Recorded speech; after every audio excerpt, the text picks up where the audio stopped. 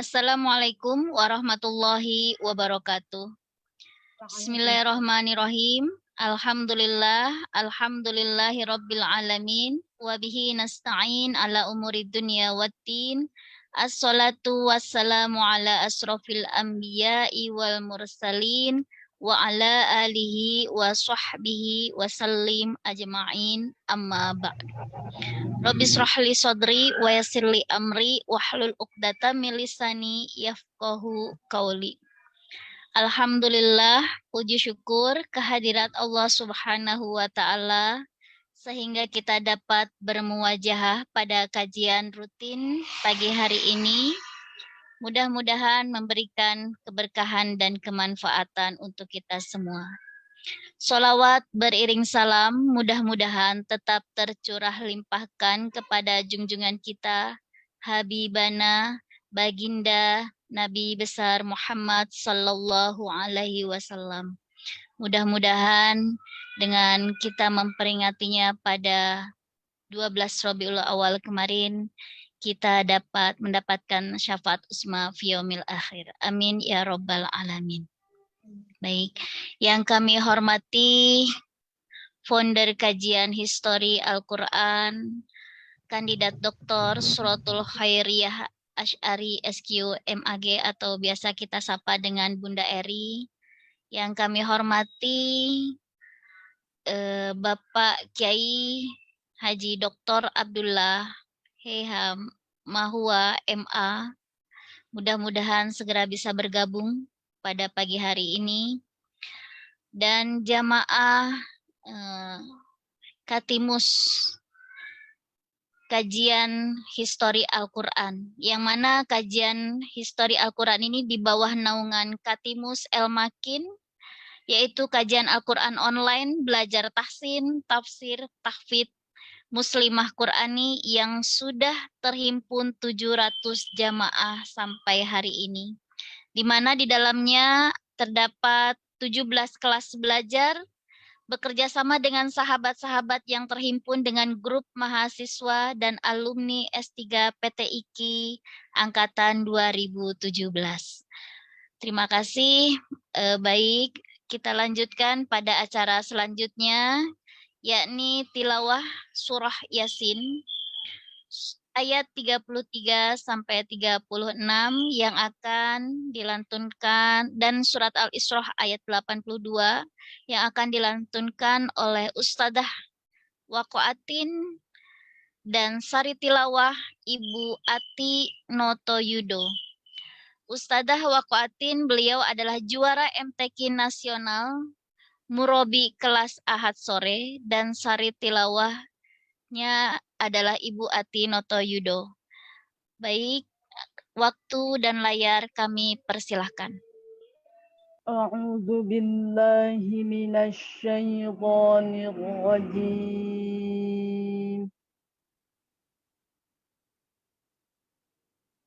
Bismillahirrahmanirrahim.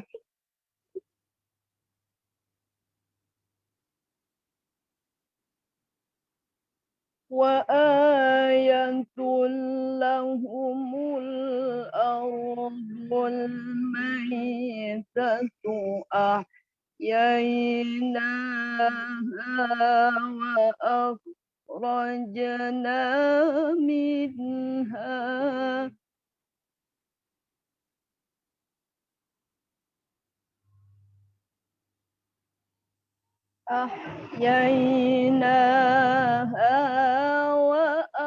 وأخرجنا منها حبا فمنه يأكلون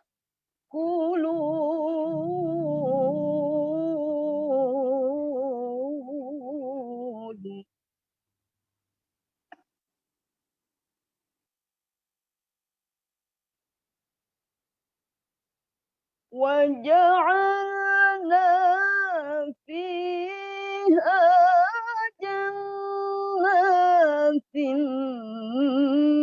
من نخيل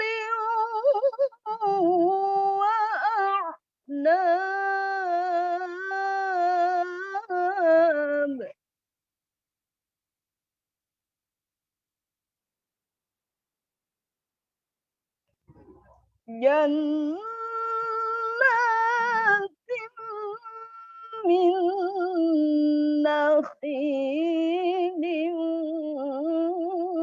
wa a'nabin wa fajjarna fiha minal uyun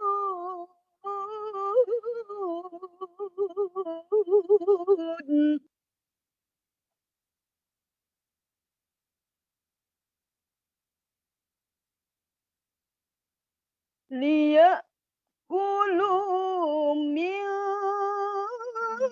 samarihi wa ma 'amilathu aydihim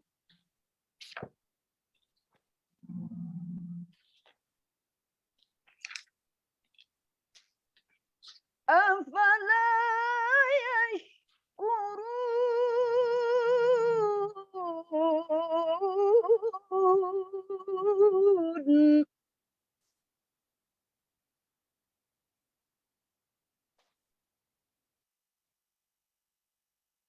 subhanalladzi khalaqal azwaja kullaha mimma tunbitul ardh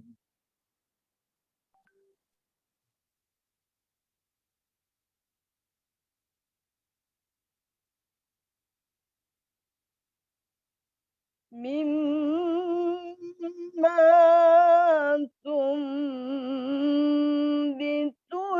الأرض ومن أنفسهم ومما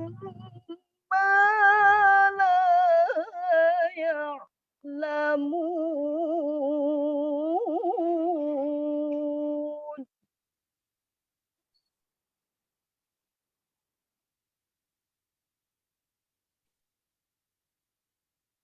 الله أكبر بسم الله الرحمن الرحيم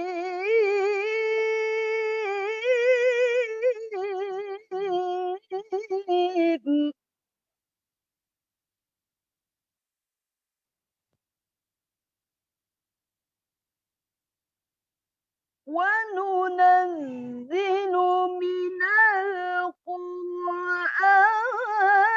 ما هو شفاء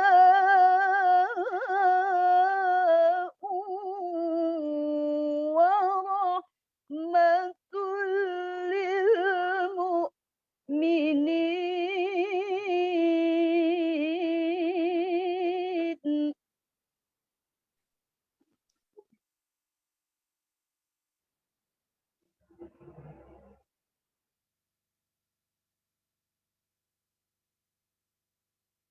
ورحمة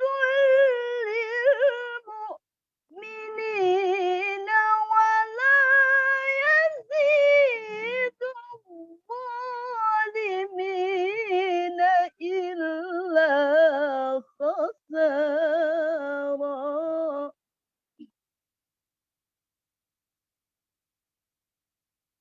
ولا يزيد الظالمين إلا خسارا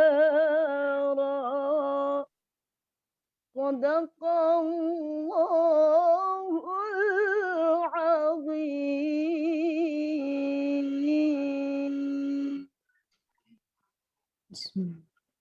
Aku berlindung kepada Allah dari godaan syaitan yang terkutuk dengan menyebut nama Allah yang Maha Pengasih dan Maha Penyayang. Dan suatu tanda kebesaran Allah bagi mereka adalah bumi yang mati, tandus. Kami hidupkan bumi itu dan kami keluarkan darinya biji-bijian. Maka dari biji-bijian itu mereka makan. Dan kami jadikan padanya di bumi itu kebun-kebun kurma dan anggur, dan kami pancarkan padanya beberapa mata air, agar mereka dapat makan dari buahnya dan dari hasil usaha tangan mereka. Maka mengapa mereka tidak bersyukur? Maha suci Allah yang telah menciptakan semuanya berpasang-pasangan, baik dari apa yang ditumbuhkan oleh bumi dan dari diri mereka sendiri, maupun dari apa yang tidak mereka ketahui. Dan kami turunkan dari Al-Quran sesuatu yang menjadi penawar dan rahmat bagi orang yang beriman. Sedangkan bagi orang yang zolim, Al-Quran itu hanya akan menambah kerugian. Maha benar Allah yang Maha Agung.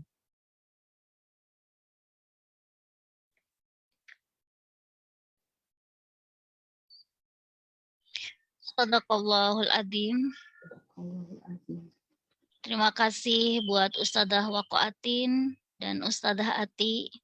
Mudah-mudahan dengan memulai pembacaan ayat surah Yasin dan surah Al-Isra, sebagaimana pada kajian pagi ini kita akan ulas, mudah-mudahan memberikan dan membuka keberkahan untuk hari ini. Baik, terima kasih. Selanjutnya adalah sambutan dari founder kajian histori Al-Quran, Kandidat Dr. Hajah Suraatul Khairiyah Asy'ari SQ MAG atau kita sapa dengan Bunda Eli. Kepada beliau kami persilahkan waktu dan layar. Selamat datang Kiai.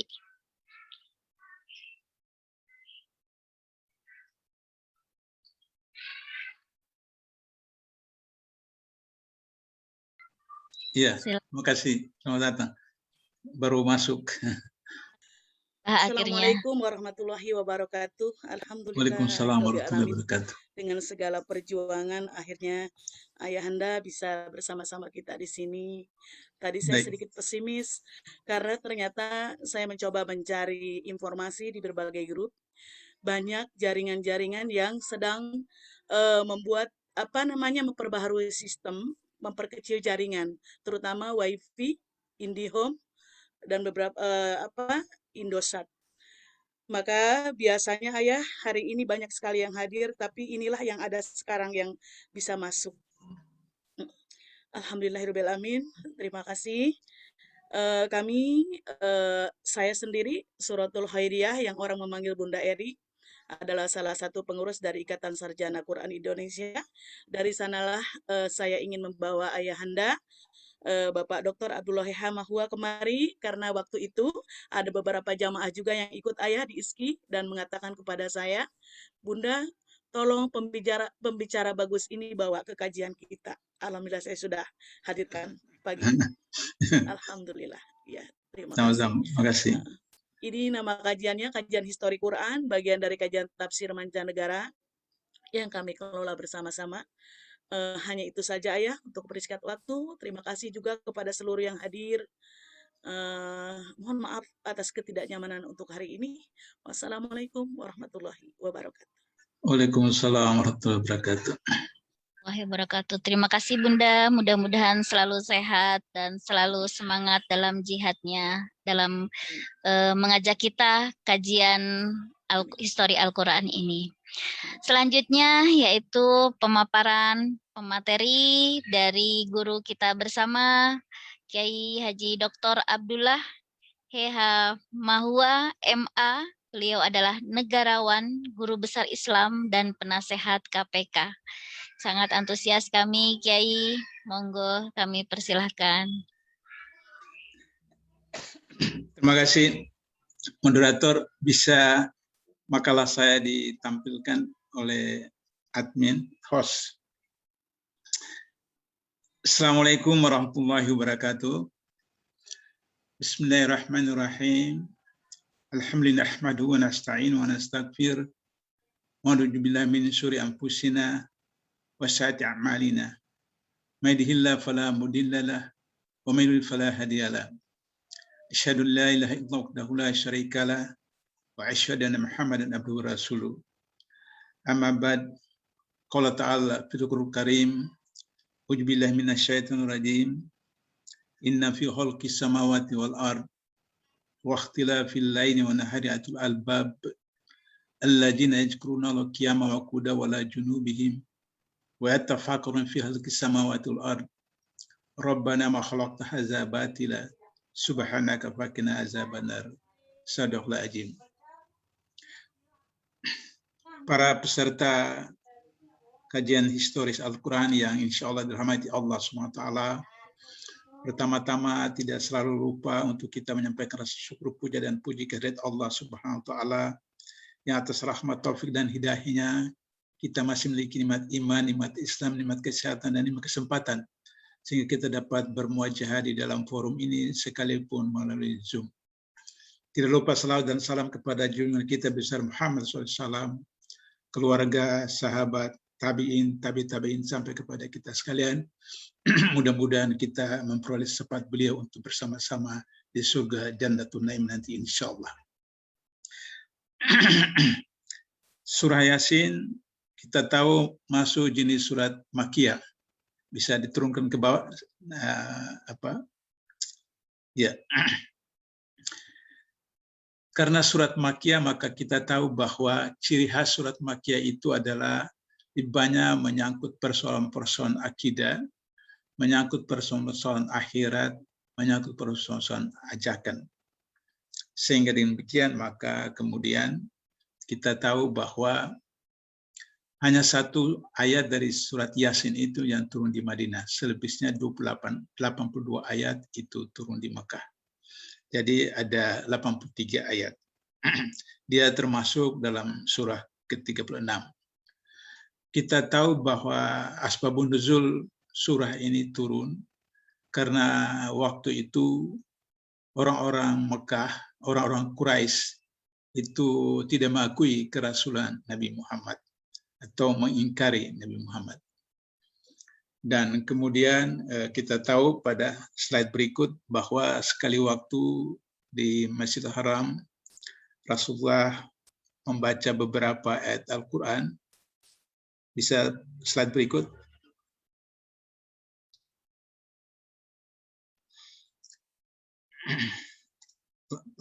Langsung terus. Ternyata kemudian di situ terjadi semacam reaksi dari masyarakat Mekah.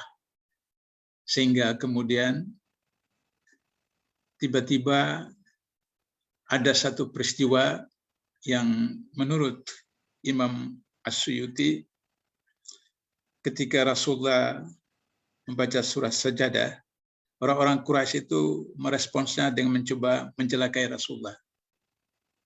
Allah SWT menunjukkan kekuasaannya. Tangan orang Quraisy tersebut langsung terbelenggu di pundaknya dan mereka menjadi buta. Mereka yang tadinya hendak berbuat jahat terhadap Rasulullah malah berbalik meminta tolong ke Nabi Muhammad SAW. Jadi ini berkaitan dengan ayat 8 dan ayat 9 yang turun pada waktu itu yang menunjukkan tentang bagaimana mukjizat Al-Quran dan mukjizat Rasulullah, dan kemudian sekaligus dari ayat pertama dan kedua itu menunjukkan tentang bagaimana pengakuan Allah terhadap Muhammad sebagai Rasulullah. Kalau tadi Imam Suyuti mengatakan demikian, tapi menurut Ibnu Jarir meriwayatkan dari Ikrimah bahwa Abu Jahal berkata, sekiranya aku bertemu dengan Muhammad, pasti kucelakainya. Padahal saat itu Rasulullah berada di dekatnya. Namun Allah SWT menunjukkan kekuasaannya. Allah membuat Abu Jahal tidak melihat keberadaan Rasulullah SAW. Dia malah bertanya-tanya, di mana Muhammad? Dalam konteks ini turunlah surat Yasin ayat 8 dan 9. Jadi seperti saya katakan tadi bahwa pertama surat Yasin itu mengproklamasikan atau menyatakan pengakuan kepada Nabi Muhammad, sekalipun wahyu pertama kita tahu pada sejarah Islam itu adalah pelantikan Nabi sebagai Rasul, tapi kemudian orang Quraisy itu masih tidak mengakui Nabi Muhammad, dan peristiwa yang saya katakan tadi, bagaimana Abu Lahab, Abu Jahal, mereka mau melakukan satu penganiayaan terhadap Nabi Muhammad, maka kemudian Rasulullah diberikan mukjizat sehingga kemudian dengan pasir yang ada di tangan beliau kemudian dihamburkan, kemudian terus mereka seperti tertidur dan kemudian bahkan seakan-akan dibutakan oleh Allah SWT. Yang menarik bahwa dalam kandungan surat Yasin ini, yang pertama sekali itu kita lihat bahwa Al-Quran ditunggu Allah Ta'ala sebagai yang maha perkasa lagi maha penyayang, yang mengikuti, yang mengakui kerasulan Muhammad. Al-Quran ini mengandung hikmah yang tidak bisa ditangi oleh kebatilan dari belakang, dari manapun. Ia disampaikan ke bangsa Arab yang belum pernah diutus Nabi dan Rasul sebelumnya. Kita tahu bahwa Nabi-Nabi Rasul-Rasul sebelumnya dari Adam sampai Isa itu tidak turun ke bangsa Arab, tapi bangsa-bangsa yang lain, baik itu Yahudi maupun keturunan dan seterusnya. Dan Al-Quran ini dalam surat Yasin dari ayat 1 sampai 7 itu menjelaskan bahwa wahyu Al-Quran ini diturunkan kepada bangsa Arab. Kemudian kita lihat bahwa di dalam ayat 8 sampai ayat 12 Allah menceritakan bagaimana Allah menutup mata Abu Jahal yang akan mencelakai Nabi Muhammad, di mana orang kafir ini berada di dekat Rasulullah SAW tapi tidak terlihat. Secara filosofi, orang-orang kafir diberi peringatan atau tidak, mereka tetap tidak beriman, sebab mereka telah ditutup mata dan telinganya sehingga tidak mau beriman kecuali memperoleh hidayah dari Allah SWT. Bapak Ibu sekalian, di dalam surat Al-Baqarah, awal-awal surat Al-Baqarah juga Allah telah menjelaskan tentang bagaimana orang-orang itu telah ditutup hatinya, ditutup matanya, ditutup telinganya, sehingga apapun yang kita berikan, sampaikan kepada mereka, mereka tidak akan dengar.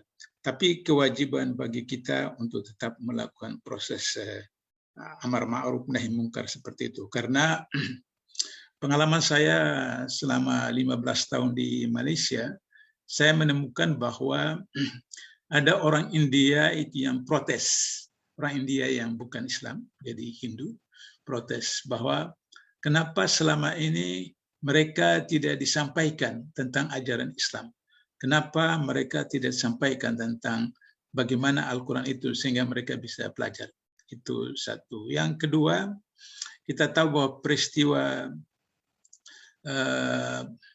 peletusan atau peledakan gedung WTC di Amerika beberapa tahun yang lalu, itu kemudian lahirlah isu berita Islam itu teroris dan seterusnya. Orang-orang Amerika tidak tahu Islam itu apa.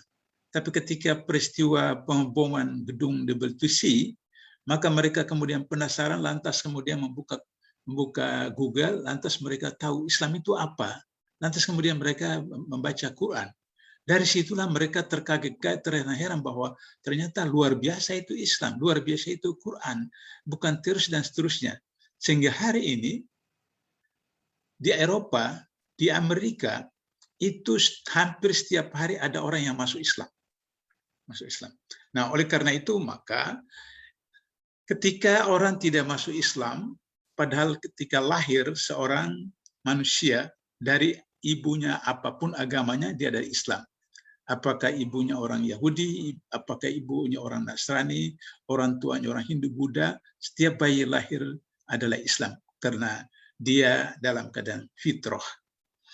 Ibu-ibu sekalian mungkin biasa baca di medsos atau di cerita-cerita tentang bagaimana seorang tokoh, seorang ulama Islam di Indonesia dari Eropa mau pulang ke Indonesia di atas pesawat, duduk berdekatan dengan seorang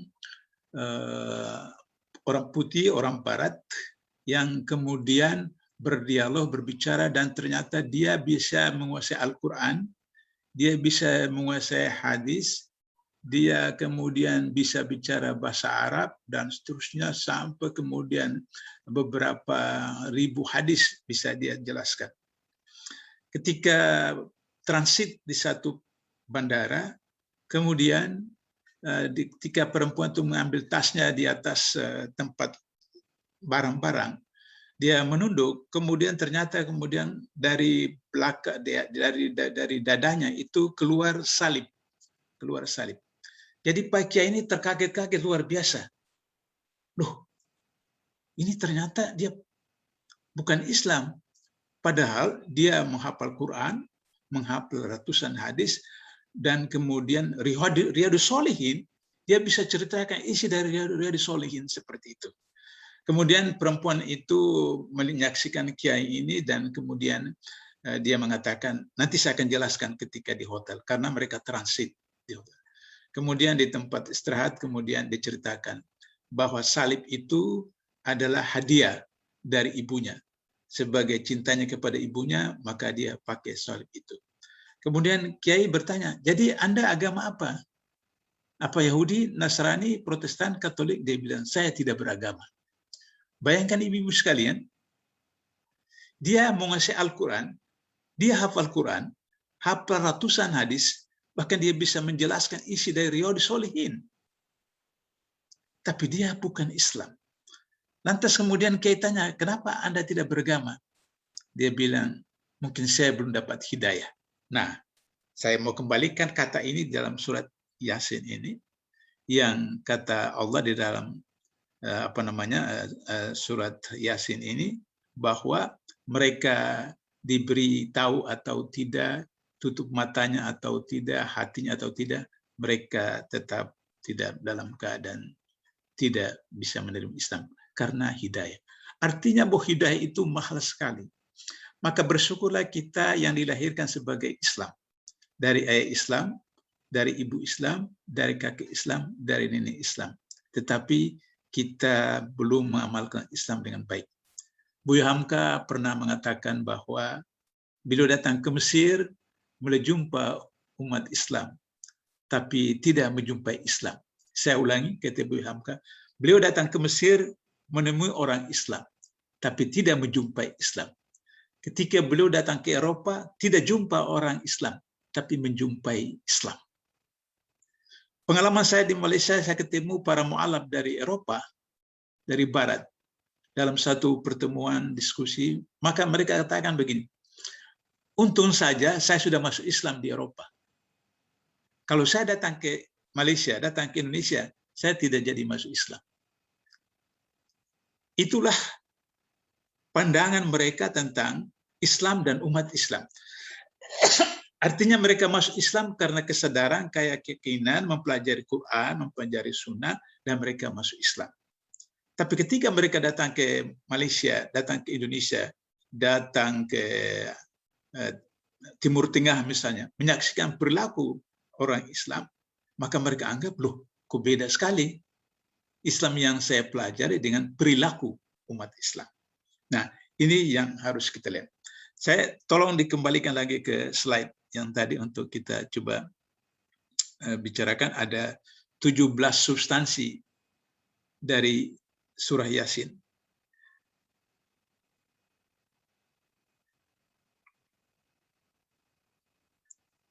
Oke, lagi ya, oke. Kita lihat bahwa dalam bagian yang ketiga dari ayat 13 sampai 29 surat Yasin, Allah menceritakan bahwa Dia mengirimkan utusan-utusan ke beberapa negeri, beberapa kota. Salah satunya disebutkan di dalam sirah bahwa ada namanya Sodik, ada namanya Sodak, dan Syahrin, ke negeri yang namanya Antokia. Rajanya adalah menyembah berhala. Mereka tidak mau menerima, mereka menolaknya. Tapi seorang hamba Allah yang biasa kita sebut dengan waliullah, bernama Habab Ash-Najjar, menyatakan keimanannya dan menyuruh orang-orang kafir tersebut agar supaya mengikuti para utusan. Tapi beliau ditolak, bahkan kemudian dibunuh oleh orang-orang kampung itu. Sehingga ketika dia dibunuh, bahkan kemudian dimasukkan ke dalam surga, dalam ayat 13-29 ini, disebutkan, dikisahkan oleh Allah, bagaimana dia menikmati kebahagiaan fasilitas di dalam surga. Kemudian dia mengatakan, andai kata orang-orang yang ada di tempat saya di bumi itu mengikuti seruan para nabi, para rasul, maka mereka akan mendapatkan kebahagiaan seperti yang sekarang.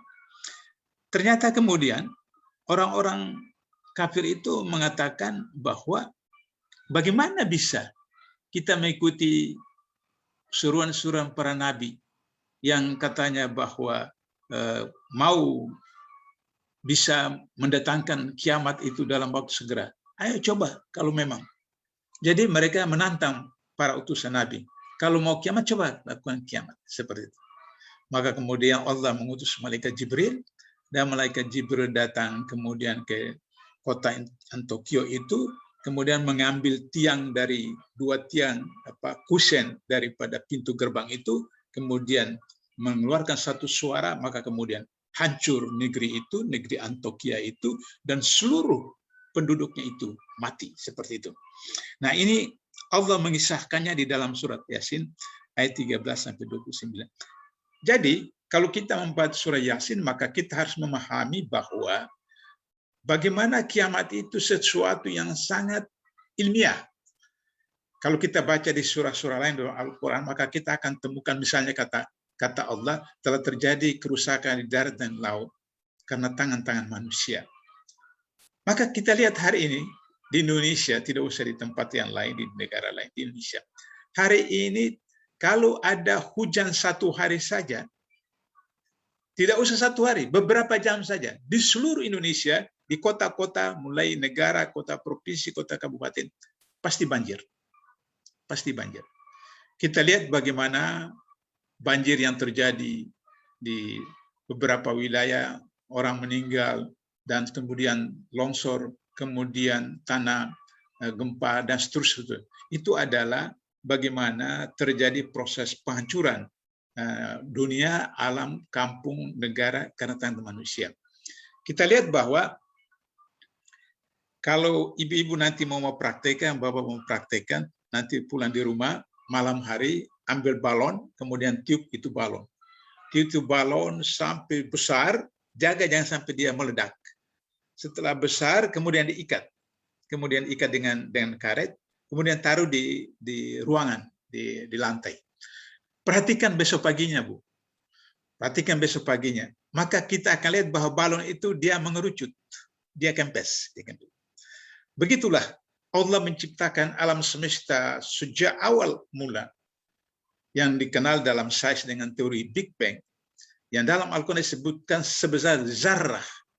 Zarrah itu, kalau misalnya ibu biasa menggunakan jarum kecil yang ada di rumah untuk pakai jahit, lubang jarum itulah yang disebut dengan alam semesta pertama Allah ciptakan sebesar zarrah, sebesar lubang jarum itu. Dengan inner power yang luar biasa Allah berikan, kemudian dia meledak, dan kemudian terhamparlah. Sehingga kemudian terjadi pemisahan. Langit pertama, langit kedua, langit ketiga, dan sampai langit ketujuh. Kemudian bumi dipisahkan dengan sendirinya, dan kemudian terjadilah lautan, kemudian hutan, kemudian pohon, kemudian hewan dan seterusnya, semua sudah selesai, baru Allah ciptakan Adam.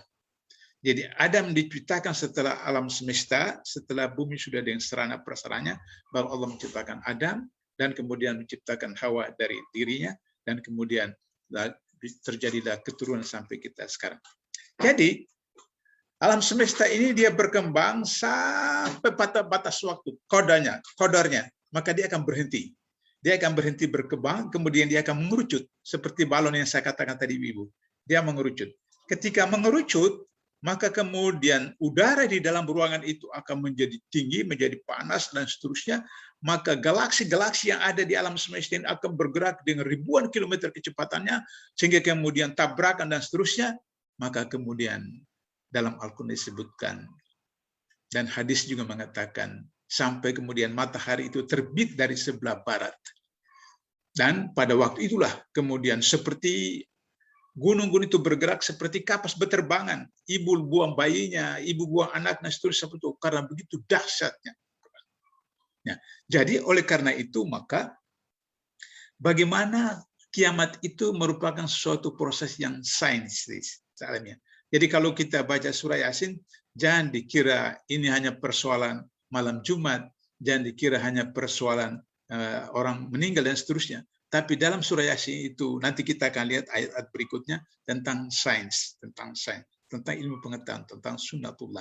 Itulah sebabnya maka ketika orang baca surah Yasin, orang kemudian takut kepada azab api neraka, orang takut kepada kiamat dan seterusnya. Tapi ibu-ibu, bapak-bapak sekalian, bahwa dalam beberapa riwayat disebutkan bahwa umat Islam tidak akan sampai mengakhiri abad 15 Hijriah. Jadi kita sekarang ini tahun 1443 Hijriah. Berarti kurang lagi 57 tahun. Kalau hadis ini ditakdirkan sahih, maka umur umat Islam di dunia tinggal 57 tahun. Setelah 57 tahun, maka kemudian umat Islam di seluruh dunia dimeninggalkan oleh Allah. Dimenangkan Allah, dan kemudian barulah terjadi kiamat kubro. Kenapa? Karena Allah tidak menginginkan kita umat Islam menghadapi kiamat kubro. Karena kiamat kubro itu sangat dahsyat sekali, sangat mengerikan, sehingga umat Islam akan diambil nyawa mereka secara bertahap sampai sebelum kiamat kubro. Dan kita berdasarkan hadis-hadis yang sahih, kita lihat tanda-tanda kiamat itu sudah makin dekat.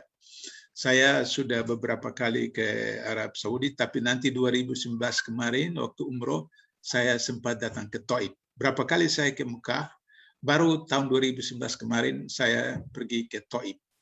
Sepanjang jalan itu saya lihat itu gunung-gunung yang batu-batu itu hijau.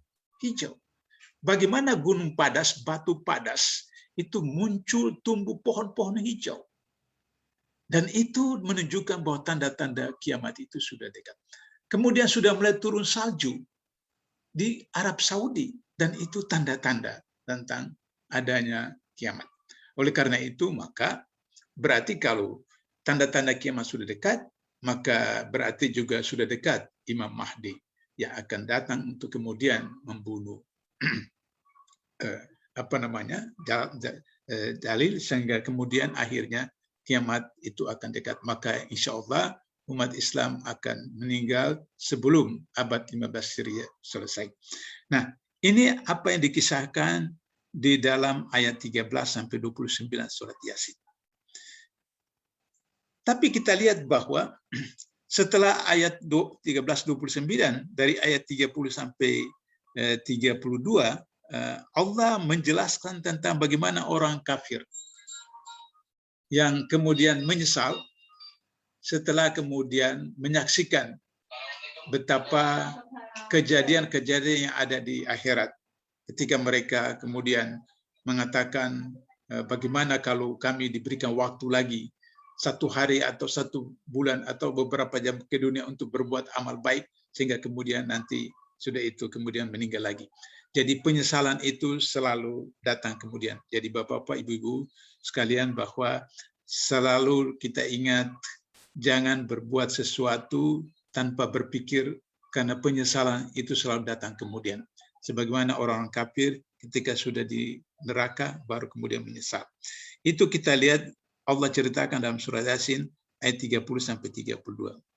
Kemudian Allah di dalam ayat 33-36 surah Yasin, Allah menceritakan tentang bagaimana Allah menghidupkan bumi yang kering, bumi yang mati. Dengan cara Allah menurunkan hujan, dan kemudian menjadi danau, kemudian menjadi air sungai, kemudian menjadi air tanah. Oleh karena itu, maka ketika sunnatullah kita langgar, dengan cara kita menebang pohon yang tidak teratur, menebang pohon secara suka hati, sehingga kemudian hujan turun itu tidak bisa ditahan oleh akar pohon, maka air itu akan mengalir terus ke laut. Maka kemudian ketika hujan deras, banjir dan kita. Oleh karena itu, maka kenapa harus pohon itu dipelihara? Kata Rasulullah, jangan tebang pohon kecuali diperlukan. Nah, kalau kita tebang pohon karena diperlukan, untuk kebun atau apa dan seterusnya, maka jangan lupa untuk menanam kembali. Kita tebang satu pohon, minimal kita ganti satu pohon. Karena pohonnya itu mungkin diperlukan untuk kayu, diperlukan untuk membuat rumah dan seterusnya, tapi kita harus ganti lagi satu pohon atau dua pohon dan seterusnya. Nah, sehingga demikian, maka akan terjadi keadaan yang subur.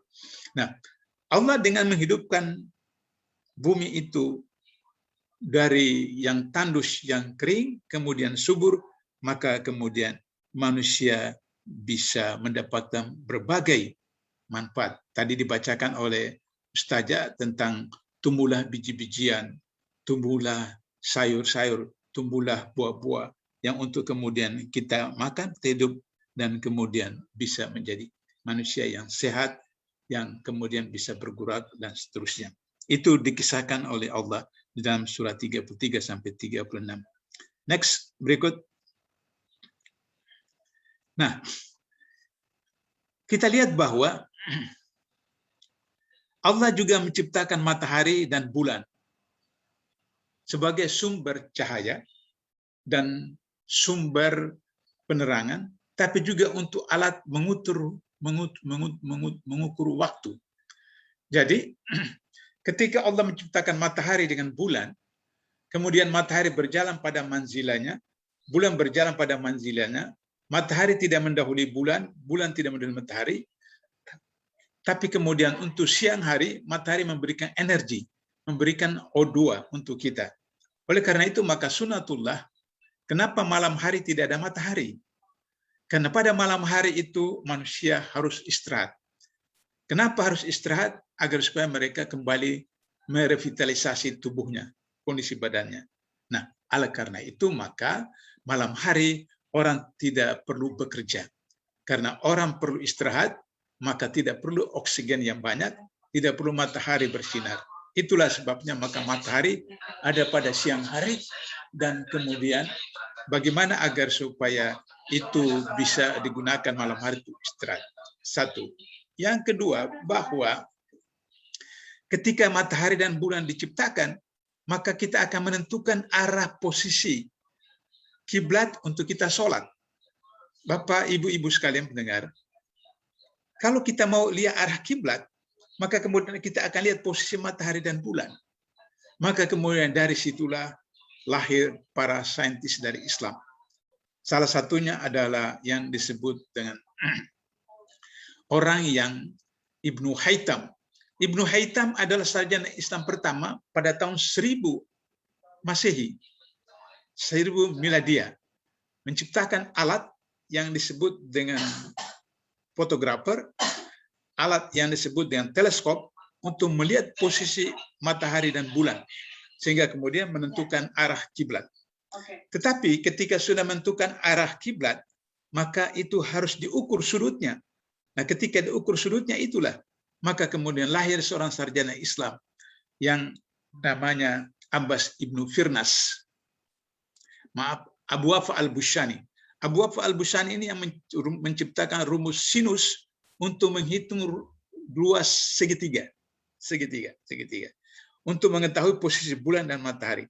Tapi setelah menentukan sudut-sudut oleh Abu Wafa al-Bushani, maka bagaimana menghitungnya, luasnya, angka-angkanya, dari 1 sampai 10, 1 sampai 100, maka Al-Khwarizmi. Al-Khwarizmi adalah sarjana penghitung yang pertama di dunia yang memperkenalkan angka 1 sampai seperti sekarang. Angka-angka yang kita pakai sekarang adalah angka-angka Arab. Dulu sebelum Al-Khwarizmi memperkenalkan angka-angka Arab, maka yang kita gunakan adalah angka Romawi. Ya, 1, 2, 3, 4, 5 sampai 10 huruf X itu 10 seperti itu. Dalam angka-angka Romawi tidak ada 0. Al-Khwarizmi memperkenalkan angka 0. Karena itu maka 1 sampai 9, kemudian 1 tambah 0 menjadi 10. 02 menjadi 100, 03 menjadi 1000, 04 menjadi 10 dan seterusnya. Itu adalah Al-Khwarizmi yang memperkenalkan ilmu yang disebut dengan Al-Jabar. Al-Jabar itu adalah bahasa Arab, artinya menghitung. Sekarang murid-murid kita, anak-anak kita, cucu kita tidak belajar Al-Jabar, tapi belajar matematika. Kenapa Al-Jabar diganti dengan matematika? Karena matematika itu bahasa Inggris, Al-Jabar itu bahasa Arab. Dengan belajar matematika, maka anak-anak kita dicokoki pemikiran bahwa ilmu hitung itu dari Barat, bukan dari Islam, bukan dari Arab. Padahal nama aslinya adalah Al-Jabar. Sehingga begitu, maka kita akan kehilangan jejak bahwa ilmu-ilmu itu datang dari Islam. Nah, itu contoh tentang bagaimana Allah menciptakan matahari dan bulan, agar supaya dengan matahari dan bulan kita bisa menentukan waktu sholat, kita bisa menentukan waktu Ramadan, kita bisa menentukan waktu haji, dan kita bisa menentukan arah kiblat. Ini yang diceritakan oleh Allah SWT di dalam surat Yasin ayat 37 sampai ayat 40. Kemudian dalam ayat 41 sampai 44 Allah menjelaskan tentang bagaimana menciptakan alat transportasi. Peristiwa Nabi Nuh adalah satu pelajaran yang luar biasa, di mana Allah perintahkan kepada Nabi Nuh di atas gunung membuat perahu yang besar untuk kemudian memuat semua orang-orang yang beriman dan kemudian membawa semua berpasang-pasang hewan untuk kemudian diselamatkan ketika orang-orang kafir itu tidak mau lagi mengikuti Nabi Nuh, maka Allah ciptakan air bah, dan semua manusia waktu itu meninggal, termasuk istrinya, termasuk anaknya Nabi Nuh. Jadi oleh karena itu, pelajaran yang kita peroleh dari ayat 41 sampai 44 ini adalah bahwa seorang nabi, seorang rasul hari ini, seorang pemimpin Islam, seorang tokoh, seorang kiai, selalu digoda, dicoba dengan apakah istrinya, apakah anaknya, apakah saudaranya Rasulullah oleh paman-pamannya, Abu Jahal, Abu Lahab, dan seterusnya, yang untuk menjadikan godaan cobaan buat mereka untuk melakukan perjuangan. Maka karena itu, maka alat transportasi yang diperkenalkan oleh Allah pertama kepada manusia adalah dalam bentuk kapal Nabi Nuh. Nah, bagaimana teorinya kapal itu bisa berlayar, perahu itu bisa berlayar? Allah datangkan angin. Allah datangkan angin, kemudian angin itu menggerakkan perahu, Allah menggerakkan kapal itu dengan layar dan seterusnya, kemudian lahirlah teknologi, membuat engine, membuat mesin, sehingga akhirnya kemudian kapal atau perahu tanpa angin, tanpa layar juga bisa bergerak karena adanya angin atau mesin yang diciptakan oleh manusia seperti itu. Nah, begitu juga kendaraan di darat. Allah menciptakan onta, Allah menciptakan kuda, Allah menciptakan keledai untuk kendaraan bagi manusia, baik dirinya sendiri atau barang-barang angkutan. Lantas kemudian terinspirasilah manusia untuk menciptakan transportasi darat, apakah itu sepeda, apakah itu motor, apakah itu mobil, dan seterusnya.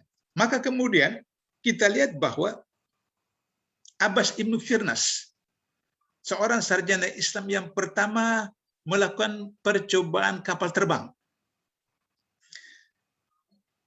Ketika dia melakukan percobaan kapal terbang, dia buat bentuknya seperti kapal terbang sekarang, dari kayu, panjangnya kurang lebih 3 meter, lebarnya kurang lebih 2 meter, kemudian dijahit dengan kain, kemudian dia naik di atas rumahnya tingkat 2, kemudian dia coba terbang ke bawah. Percobaan pertama gagal, bahkan lututnya, kakinya patah.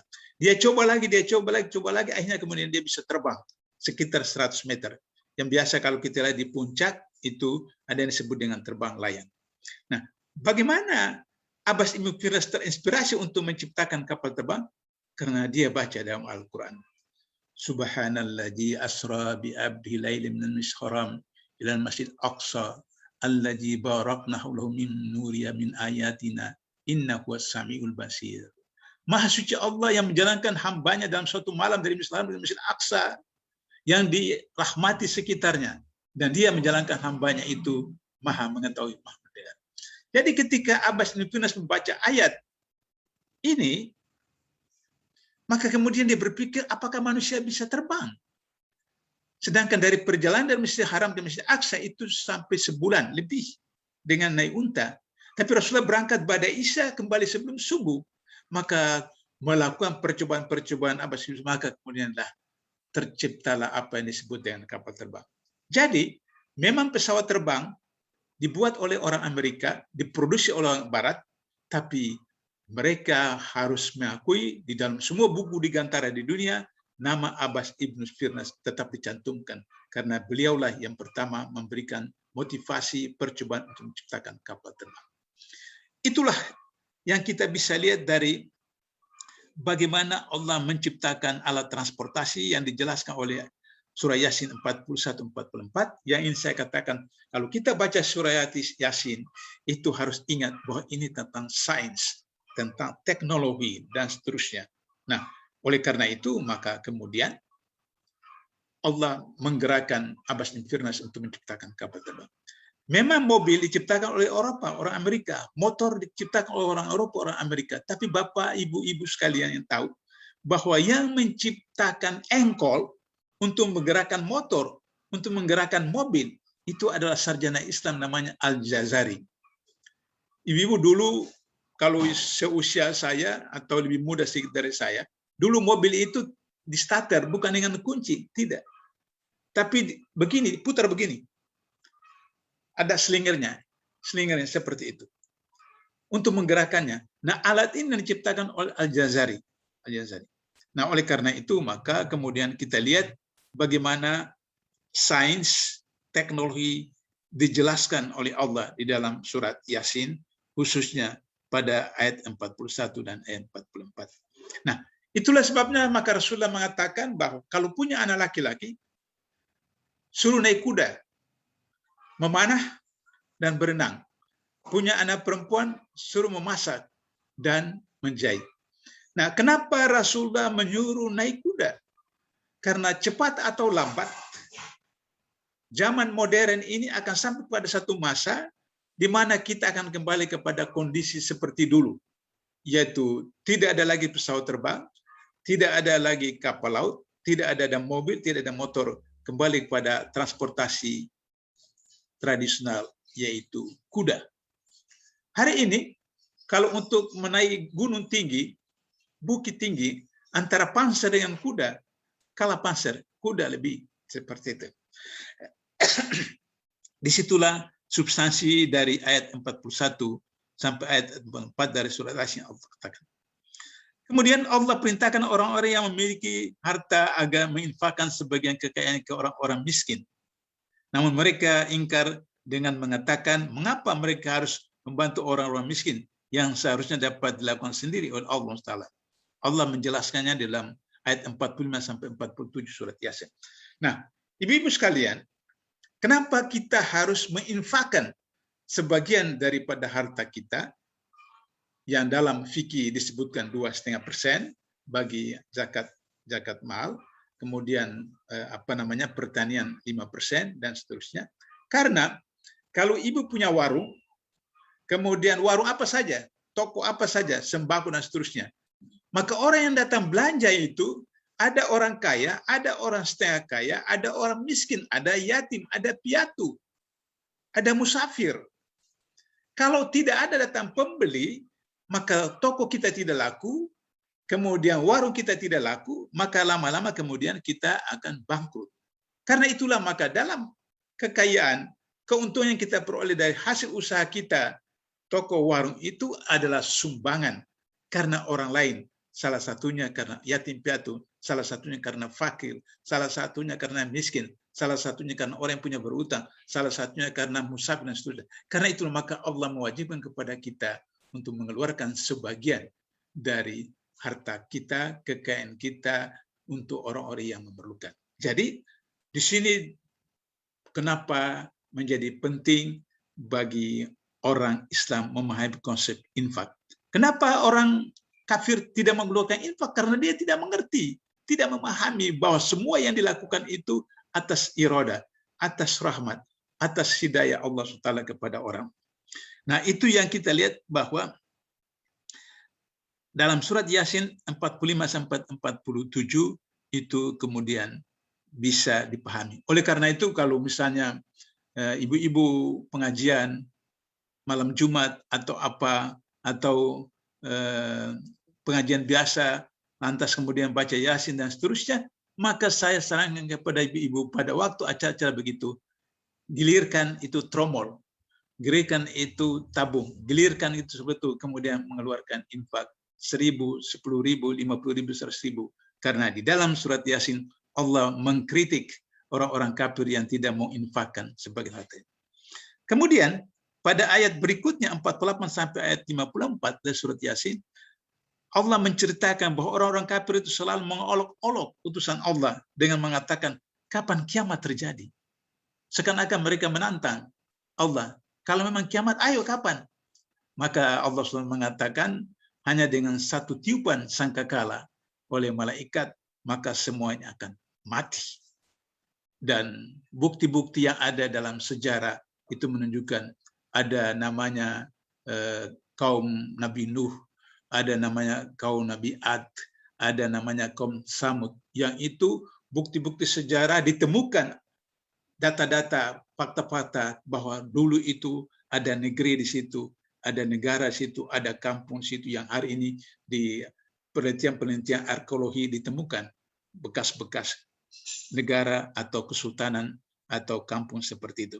Nah, oleh karena itu maka di dalam Al-Quran ayat 48 sampai 54 ini Allah menceritakan bahwa setelah kemudian sangkakala pertama semua kemudian meninggal, lantas kemudian ditiupkan sangkakala kedua, mereka seakan-akan baru bangun dari tidur, lantas mereka seakan-akan mengatakan siapa yang bangunkan kami dan seterusnya, lantas kemudian harus dibawa ke padang mahsyar dan kemudian di sana melalui proses peradilan padang mahsyar.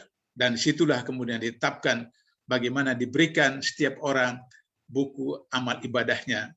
Yang diberikan tangan kanan berarti dia mendapat keberuntungan, yang diberikan oleh tangan kiri dia mendapatkan kecelakaan, dan kemudian harus masuk ke Siratal Mustaqim yang pada waktu itu orang dalam keadaan tertutup mata, dalam keadaan tidak bisa siap untuk itu, dan kemudian di bawah Siratal Mustaqim itu sebesar mata pisau, dan di bawahnya neraka yang menyala-nyala, yang kalau misalnya orang yang punya amal banyak, punya ibadah banyak, ikhlas berjuang, dia bisa lalu secepat kilat, dan kemudian orang yang tidak beribadah, tidak punya amal, tidak ikhlas, itu kemudian jatuh ke dalam neraka.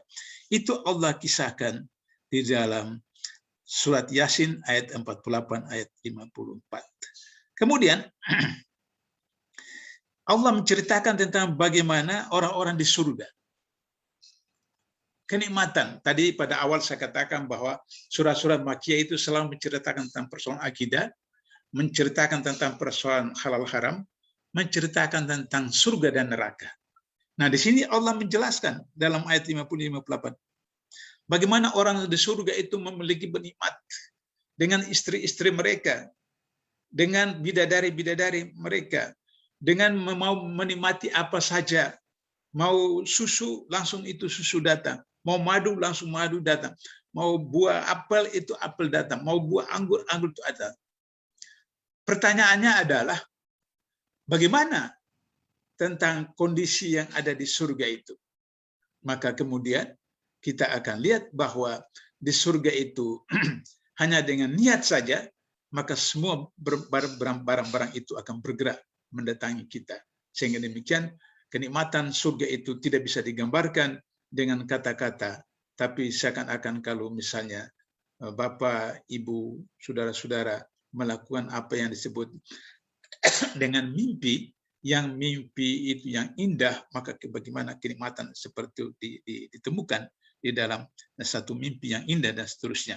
Nah, kemudian dari situlah orang akan tergerak untuk melakukan ibadah-ibadah yang diinginkan oleh Allah agar supaya bisa masuk surga. Tetapi saya ingin garis bawahi, orang masuk surga bukan karena ibadahnya, bukan karena sholatnya, bukan karena zakatnya, bukan karena hajinya, bukan karena umrohnya. Orang masuk surga karena rahmat Allah. Ketika Rasulullah itu menyampaikan kepada Aisyah, kata Aisyah, apakah termasuk Anda ya Rasulullah? Kata Rasulullah, iya termasuk saya. Rasulullah yang dijamin sebagai khataman nabiyya, sebagai penghuni surga, tetap saja beliau masuk surga karena rahmat Allah. Tetapi untuk kita mendapat rahmat Allah itu, maka harus kita melakukan sesuatu yang memperoleh ridhonya. Karena itu maka kita selalu membaca inna sholati wa nusuki wa mahyaya wa mamati lillahi rabbil alamin. Nah, ridha Allah itu yang kemudian merupakan entry point untuk bisa datang rahmat Allah. Sehingga demikian karena rahmat Allah itulah kemudian seseorang bisa masuk surga. Nah, kemudian kita berpindah. Next. Yang terakhir. Tolong admin. Ya. Bagian terakhir ini kita lihat bahwa tadi bicara tentang orang yang menghuni surga, orang-orang baik. Sebaliknya orang-orang kafir di akhirat itu dipisahkan. Mulai ketika di Padang Mahsyar yang tadi saya sudah jelaskan pada ayat sebelumnya, yaitu ketika sangkakala kedua kemudian orang dibangkitkan dari kubur, kemudian diatur, dibariskan di Padang Mahsyar, maka di sana sudah dipisahkan antara orang kafir dengan orang Islam. Nah, sehingga kemudian di dalam akhirat itu juga pisah. Orang Islam insya Allah semuanya masuk surga. Tapi kalau yang tidak soleh, tidak soleha, maka dia akan masuk neraka dulu. Mungkin dia mencuri, mungkin dia korupsi, dia mungkin apa bla bla bla bla, dia masuk neraka dulu, kemudian sampai sekian waktu baru dia akan dipindahkan ke surga. Semua orang Islam seperti itu. Tapi saya mohon betul, jangan ibu anggap bahwa nanti toh kita masuk surga sehingga kita boleh masuk neraka sebentar, setahun, 2 tahun, apakah korupsi, apakah mencuri, apakah menipu, apakah dan seterusnya, toh nanti masuk surga, jangan sama sekali. Kenapa? Mari saya sebutkan 2 jenis hukuman di neraka. Pertama,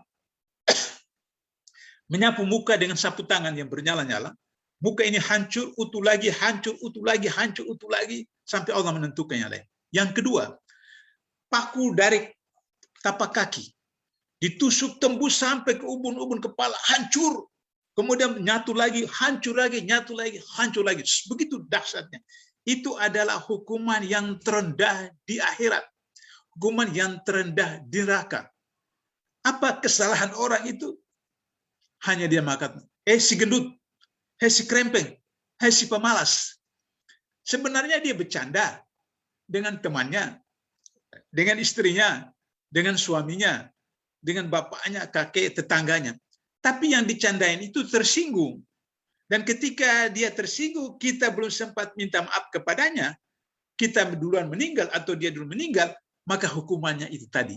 Menyapu muka dengan sapu tangan bernyala-nyala. Atau ditusuk paku dari tapak kaki sampai tembus ke kepala. Hancur. Itu adalah kesalahan bercanda. Saja hukuman begitu. Apalagi misalnya tidak sholat. Apalagi tidak saum. Apalagi tidak zakat. Apalagi menipu, mencuri, berzina, korupsi, dan seterusnya.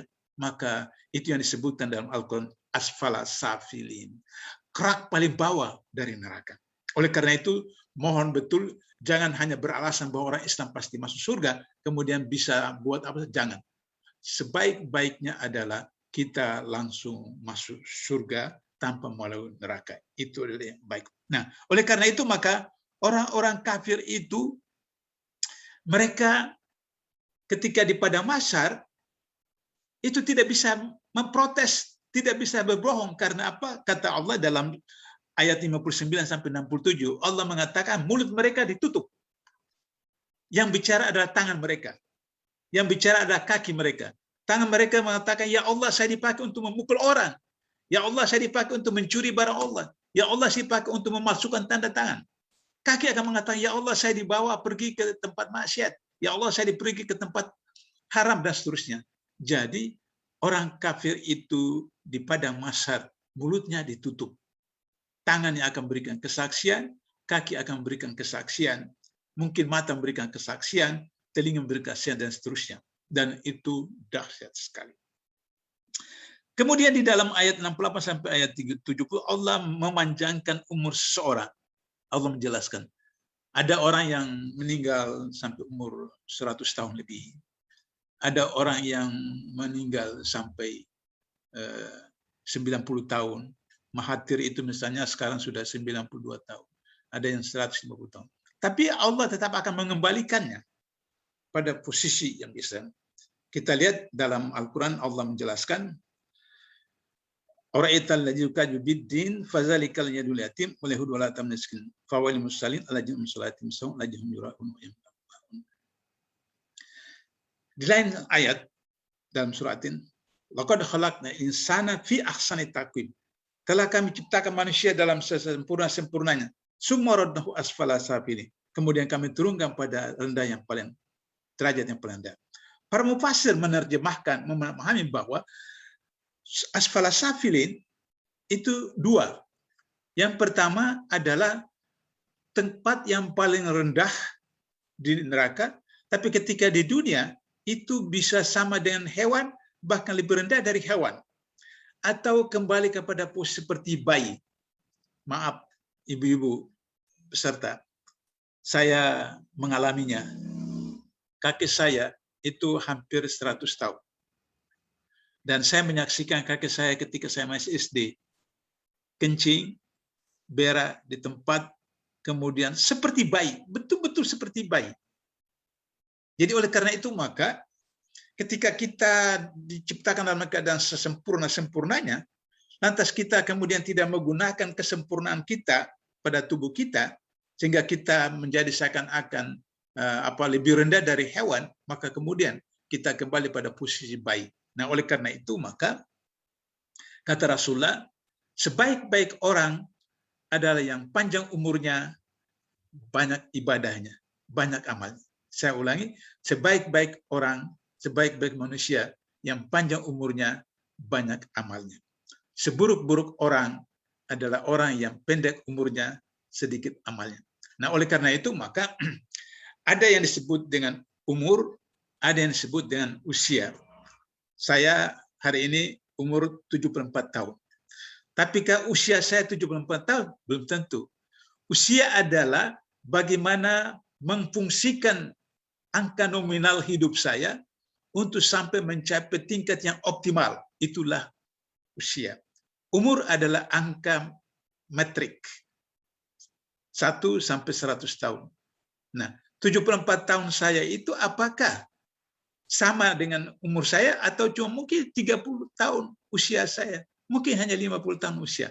Nah, oleh karena itu maka bagaimana kita gunakan angka umur kita itu dalam bentuk usia, optimalisasi kinerja kita sehari-hari. Karena itu maka kata Rasulullah mengatakan bahwa orang yang berhasil adalah orang yang hari ini lebih baik dari kemarin. Orang yang rugi adalah hari ini sama dengan kemarin. Maka orang yang celaka hari ini lebih jelek dari kemarin. Nah, itulah bagaimana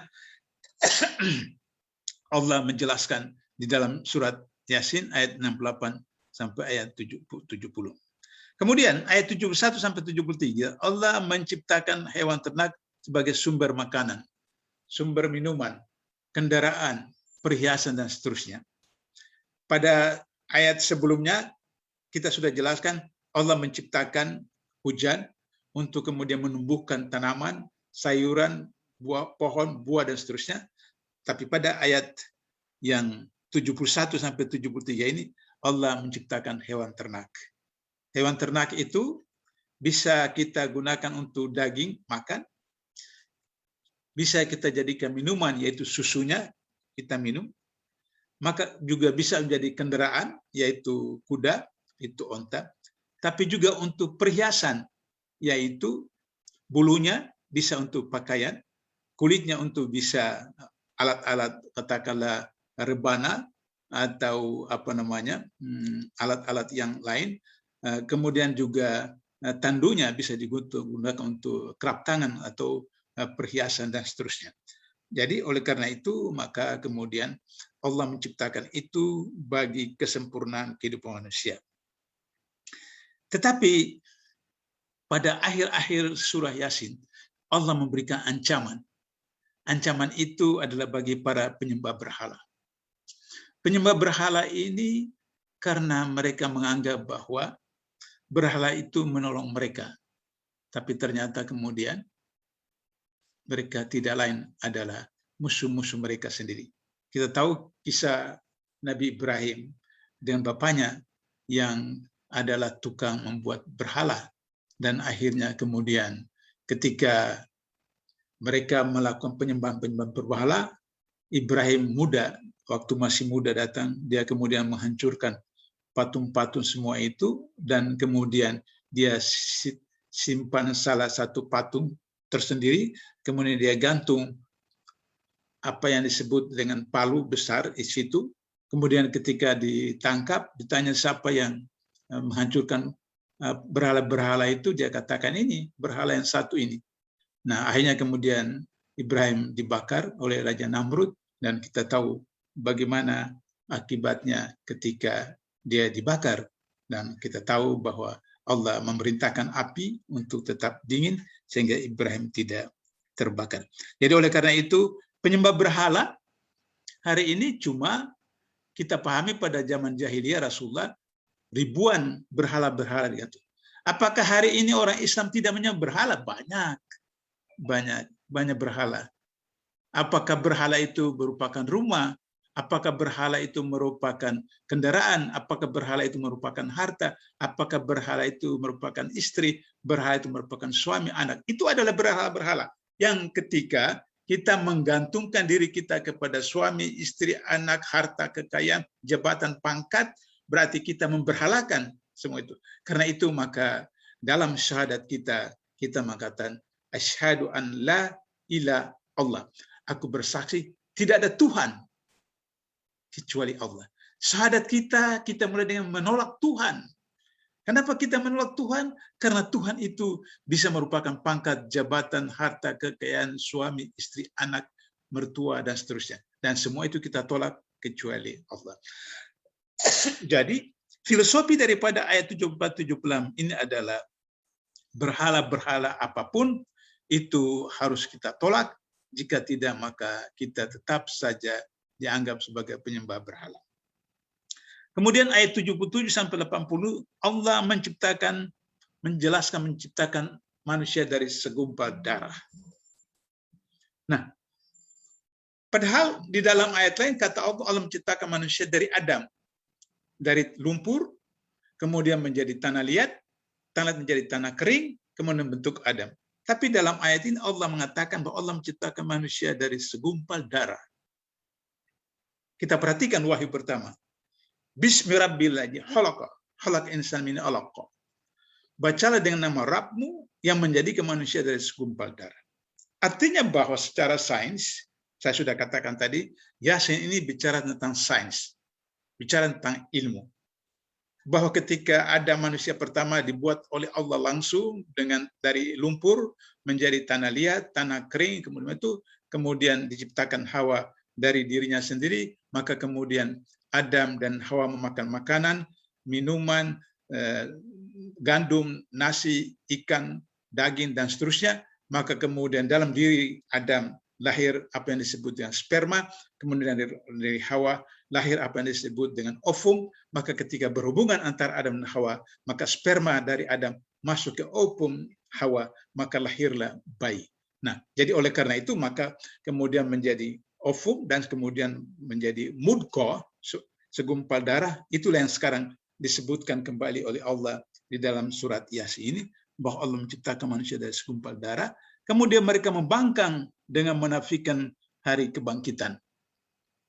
Allah juga menjelaskan bagaimana manusia dapat menciptakan api dari butir-butir hijau daun. Nah, ini yang saya ingin katakan lagi tentang sains. Ibu-ibu sekalian, ayat ini tidak ada hubungannya dengan malam Jumat. Ayat ini tidak ada hubungannya dengan orang meninggal. Ayat ini pure sains. Kenapa? Karena di dalam daun itu ada yang disebut dengan klorofil. Di daun itu ada klorofil, hijau daun. Kemudian dari mendapatkan udara, kemudian air dari dalam tanah, kemudian dia masak di daun, maka kemudian terjadilah makanan. Makanan itu disampaikan kemana? Kalau Allah tetapkan bahwa pohon itu berguna bagi manusia melalui akarnya, maka dia dibawa ke akar. Maka manusia memakan akar. Kita biasa makan akar, yaitu yang namanya singkong, itu yang namanya keladi, itu yang namanya talas. Itulah. Kemudian kalau Allah takdirkan bahwa pohon itu bermanfaat bagi manusia melalui batangnya, maka hasil masakan di daun itu akan dibawa sebagian ke pohon. Maka kita makan batang.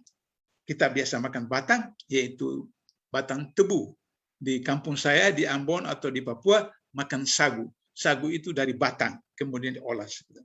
Sebaiknya, kalau Allah menetapkan bahwa pohon itu bermanfaat bagi manusia dalam bentuk buah, maka hasil dari daun itu dibawa ke buah, maka kita makan buah. Buah mangga, buah sawo, buah durian, buah nangka, dan seterusnya. Sebaliknya, kalau Allah menetapkan pohon itu bermanfaat bagi manusia melalui daun itu, maka sebagian besar hasil masakan disimpan di daun. Maka kita makan daun kol, daun sawi, dan seterusnya seperti itu. Nah, kemudian pohon ini ketika jadi pohon, kita tebang pohonnya, kita ambil dahan kayu, kemudian dia bakar menjadi api. Dan kemudian ketika kayu itu hancur beratus-ratus tahun, maka menjadi sedimen-sedimen, maka kemudian apa yang disebut dengan batu bara. Dan kemudian dibawa hanyut ke laut, maka menjadi klorofil dan laut, maka itulah yang kemudian menjadi sumber minyak. Jadi ayat ke-80 ini menjelaskan tentang bagaimana Allah menciptakan api dari pohon, dari tanaman, seperti itu. Jadi ini ayat tentang sains. Terakhir, Allah menciptakan langit dan bumi dan dia kuasa untuk menghidupkan kembali tulang-tulang yang ada di dalam kubur. Bagi Allah cukup dia menyebut kun fayakun, jadilah maka jadilah. Jadi ayat 81 sampai 83 ini merupakan salah satu penutupan dari apa yang disebut dengan surat Yasin yang tadi kita sudah katakan sebagai proklamasi pengakuan kepada Rasulullah dan merupakan pelajaran kepada orang Quraisy, kafir Quraisy yang tidak mengakui kerasulan. Dan ayat itu ditutup dengan bagaimana Allah menjelaskan menciptakan langit dan bumi, yang itu hanya dengan cukup mengatakan kun fayakun, jadilah maka jadilah. Oleh karena itu kita tidak usah bingung bagaimana manusia akan hidup kembali di akhirat. Manusia dari kubur untuk menjadi seperti manusia biasa kembali, seperti kita baru bangun dari tidur, padahal sudah menjadi tulang belulang, kecuali para nabi dan rasul yang utuh badannya. Selain nabi dan rasul dan wali Allah, maka kita akan hancur. Perhatikanlah bahwa pembuktian sains, tulang belakang kita yang paling bawah, tulang belakang kita itu dibakar dengan api ribuan derajat, tidak terbakar. Tidak terbakar. Itulah yang akan dihidupkan oleh Allah ketika dibangkitkan dari kubur, dari tulang ekor kita, itulah yang kemudian menjadikan manusia yang tadinya tulang menjadi manusia kembali seperti biasa, maka kemudian dihadapkan kepada padang mahsyar untuk mengikuti proses peradilan. Serta pembina yang kalian, saya mau simpulkan bahwa surah Yasin mengajarkan kepada kita tentang betapa dahsyatnya Al-Quran sehingga kemudian bisa membuat orang-orang beriman tambah beriman dan membuat orang kafir kemudian takluk terhadap Allah. Surat Yasin secara filosofi juga menyatakan pengakuan Allah kepada Rasulullah. Sehingga demikian, orang-orang yang ingin menganiaya Nabi, menganiaya Rasulullah, itu mendapat balasan dari Allah, baik dalam bentuk dibutakan, dimatikan, dan seterusnya. Yang ketiga, surat Yasin mengajarkan kepada kita bahwa Islam itu salah satunya ditegakkan dengan sunnatullah, yaitu hukum-hukum alam yang disebut dengan sunnatullah, yaitu harus mempelajari ilmu, mempelajari sains, agar supaya kemudian seperti yang terjadi pada zaman Rasulullah, para khulafa ar-rasyidin, mereka bisa tegak di bidang ilmu, di bidang pengetahuan, di bidang sains, dan di bidang-bidang hukum, serta yang lainnya. Saya berharap ini bisa menjadi bahan diskusi, bahan amalan, bahan kajian untuk kita lakukan pada diri sendiri, pada keluarga dan masyarakat. Dimulai kata Rasulullah, ibda' nafsik, kemudian pada keluarga, ya ayyuhalladzina amanu qu anfusakum wa ahlikum nara. Sehingga demikian ketika diri sendiri, kemudian keluarga menjadi keluarga sakinah, tetangga-tetangga sakinah, desa-desa sakinah, kecamatan-kecamatan sakinah, kabupaten-kabupaten sakinah, provinsi-provinsi sakinah, negara-negara sakinah, itulah baldatun thayyiban wa rabbun ghafur. Terima kasih, mohon maaf atas kelemahan-kelemahan, kembalikan kepada Allah. Billahi taufiq wal hidayah. Wassalamualaikum warahmatullahi wabarakatuh. Warahmatullahi wabarakatuh. Terima kasih Pak Dokter, sangat membius kami sampai betapa dahsyatnya surat Yasin ini membuat butiran-butiran mata air mata ini mengalir. Ada kalimat yang membuat saya tulis dan saya garis bawahi Pak Dokter. Yaitu di situ bagaimana kita dalam bertindak itu harus berpikir panjang, sehingga karena penyesalan itu tidak ada guna. Apalagi tadi Pak Dokter menjelaskan bagaimana bahwa kita itu mendapatkan surga, jangan menyepelekan karena kita pasti akan ke surga karena Islam.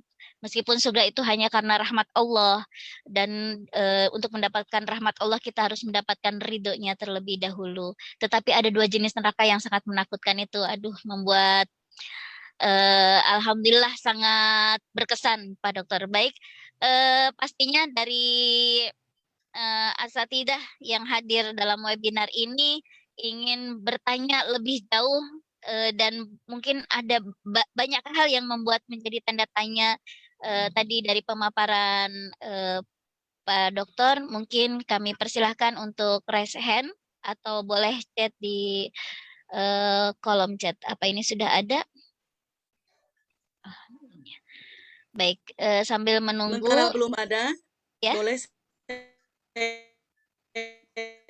Baik, silakan Bunda.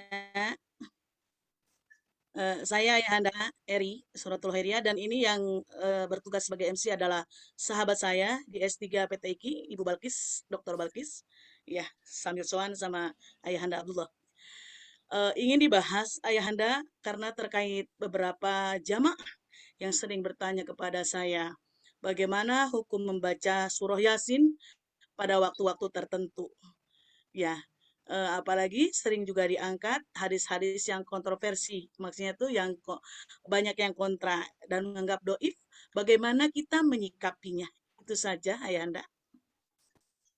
Ya, memang ini sudah merupakan tradisi. Karena itu maka untuk mengubah tradisi itu perlu kiat-kiat dan tahapan-tahapan. Misalnya begini,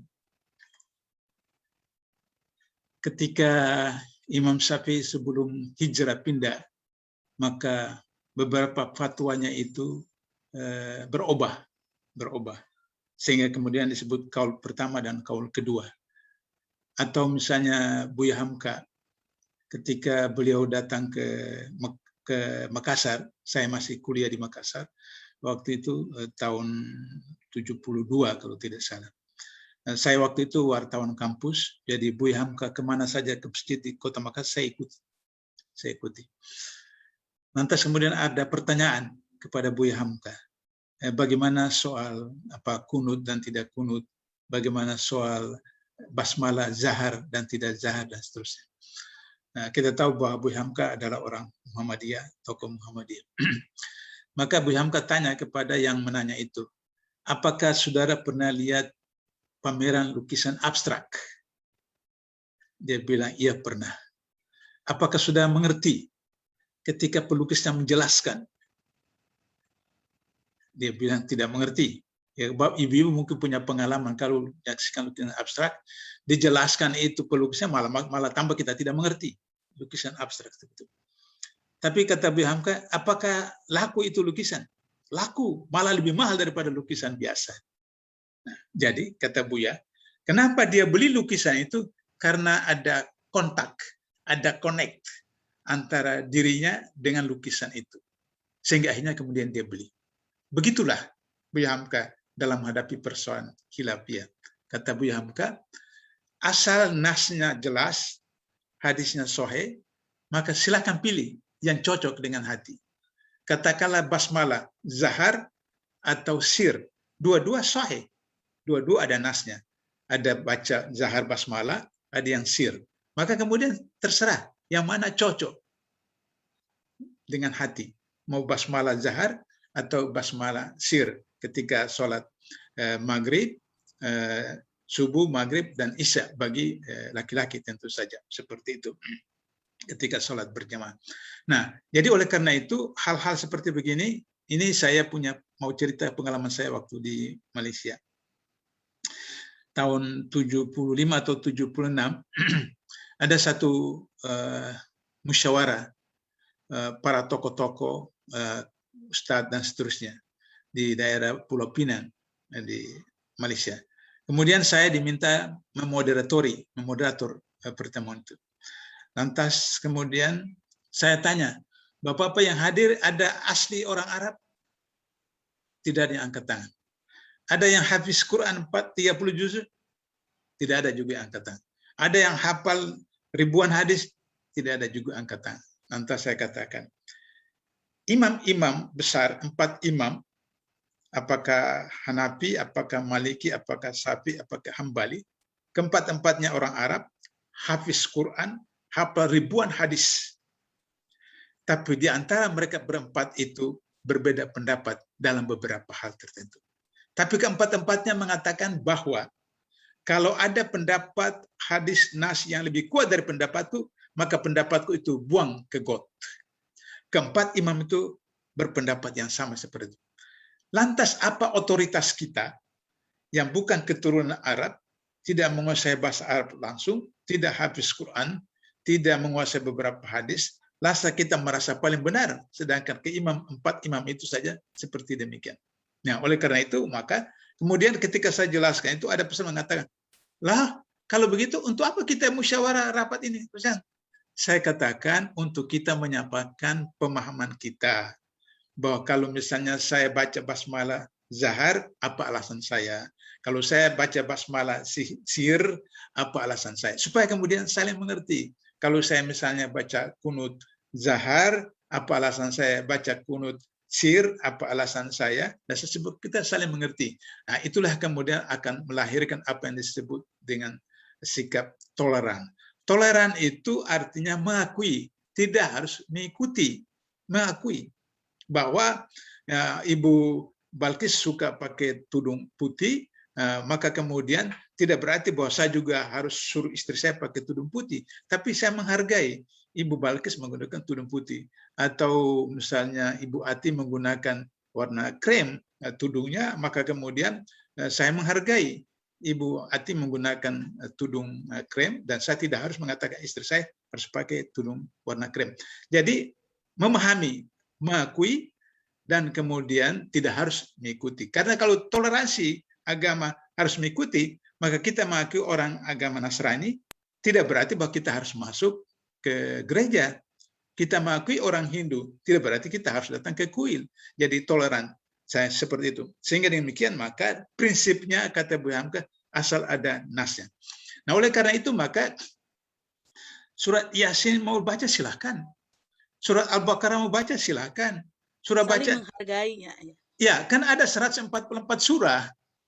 144 surah. Karena itu maka saya coba untuk sampaikan kepada teman-teman, termasuk saya diri saya sendiri, habis sholat 5 waktu, baca sekitar 2 halaman. Mulai dari Al-Fatihah, 2 halaman, sampai mungkin 1 bulan tamat. Mulai lagi begitu, 1 bulan lagi tamat. Sehingga kemudian kalau kita punya anak-anak berapa orang, tidak ada yang cemburu. Kenapa Yasin aja, Al-Baqarah tidak? Kenapa Al-Baqarah saja, An-Nisa tidak? Jadi nanti kemudian ada 114 anak kita, nanti 114 anak kita ada yang cemburu karena kita hanya mengutakan 1 anak, 113 kita tidak sama. Dan kemudian semua surah punya kelebihan-kelebihan. Semua surah punya kelebihan. Misalnya kalau mau baca Al-Quran, kata salah satu riwayat, kalau mau baca Al-Quran sekaligus hanya dalam waktu 10 menit bisa. Loh, kok bisa baca Al-Quran 30 juz dalam 10 menit? Bisa. Apa itu? Qul huwallah, qul a'udzu falaq, qul a'udzu birnas. Kan itu juga kan. Nah, dan hadisnya itu sahih. Artinya hatam Quran 30 juz hanya dalam 10 menit. Yaitu 3 surah itu aja dibaca. Atau misalnya membaca surah lain begini. Nah, karena itu maka agar supaya kita tidak salah paham, maka silakan membaca surah apa, tapi saya mohon betul. Kemudian pertama buat anak-anak kita. Pertama yang penting mereka bisa baca, harus baca. Ada data-data survei bahwa sekitar 30% mahasiswa Islam di Indonesia tidak bisa baca Quran. Ini luar biasa, mengerikan. 70% mahasiswa Islam Indonesia tidak bisa baca Quran. Nah, oleh karena itu maka anak-anak kita, pertama misalnya kalau punya anak-anak, katakan pilih hari Sabtu atau hari Ahad. Kemudian habis sholat subuh, Bapak tentu saja di masjid atau di musala, sudah itu kembali ke rumah, reuni ibu anak itu. Kemudian minta anak baca. Saya menganjurkan agar supaya tidak dari juz amma, tapi mulai dari awal. Jadi habis Al-Fatihah, kemudian Al-Baqarah, begitu terus itu. Nah, kemudian baca sampai semua anak cucu begitu. Kemudian pekan depan itu kemudian dibaca terjemahnya. Setelah baca terjemahnya, kemudian pekan berikut lagi coba dibaca tafsirnya. Nah, ketika membaca tafsir itu maka kita tanya kepada anak kita yang pertama, apa yang kamu paham tentang ayat ini? Nah, dia paham nggak seperti itu? Sehingga dengan begitu maka ini yang disebut dengan tadabbur. Tadabbur adalah bagaimana kita mengkaji, memahami, menghayati, kemudian mengaplikasikannya, melaksanakan. Misalnya ketika kita yang seperti saya katakan tadi buat ibu-ibu, ketika kita tadabbur, kemudian mengkaji apa segala macam, ketika kita pelajari ayat-ayat tentang zakat, maka kemudian kita praktekkan. Maka kemudian ibu-ibu dalam pengajian edarkan celengan. Lantas kemudian langsung zakat diterapkan di situ sekaligus. Kalau ada 50 orang, 1 orang 5.000 saja kan sudah lumayan seperti itu untuk keperluan administrasi, minuman apa saja seperti itu. Nah, lantas kemudian kalau misalnya sampai kepada soal bagaimana sholat malam misalnya, mengkaji ayat-ayat tentang tahajud, maka kemudian dipraktekkan. Mungkin pertama kali baru 2 rakaat tahajud, 1 rakaat witir. Nanti kemudian bertahap mungkin sampai 8 rakaat 3 witir dengan surah-surah pendek. Lama-lama sampai kemudian katakan 1 juz misalnya seperti itu. Itu bertahap seperti demikian. Jadi itu ibu yang bisa saya sampaikan soal bagaimana agar supaya pemahaman itu secara bertahap bisa kemudian berubah, tapi kemudian positif dan konkret seperti itu. Mungkin itu sedikit tambahan saya. Silakan. Terima kasih Ayahanda. Ya. Ini pencerahan yang sangat bagus, terutama untuk kajian kami. Karena kajian kami ini kan Katimusku, kajian Tasin, Tafsir Tahfidz Muslimah Qur'ani El-Makin, yang memang selalu mengacak ayat. Bisa dari bawah kami belajar. Ada 17 kelas semuanya ya. Jadi ada yang dari bawah, dari An-Nas, ada yang dari Al-Baqarah. Tapi kami juga melayani orang-orang yang bilang ingin belajar surah-surah pilihan, seperti ingin baca tahsin surah Al-Kahfi, setor 5 ayat. Itu kami semua pelayanan ini ada di Katimusku, alhamdulillah. Ya, Maka dari itu, kalau anak-anak memang biasanya juz amma. Saya waktu kecil juga ya, ngajinya kalau itu ini yang mulai dari belajar juz di amma. 17 kelas Iya, adalah ibu-ibu dan bapak-bapak, ayah. iya. Ya, Tapi kalau yang kalau orang kampus lain dewasa, lagi. Ya, saya anjurkan untuk mulai dari Al-Fatihah, Al-Baqarah itu seperti itu. ya, ada kelasnya Ya, hari ya. Ahad. Ya, alhamdulillah. Satu lagi ayah, titipan pertanyaan admin.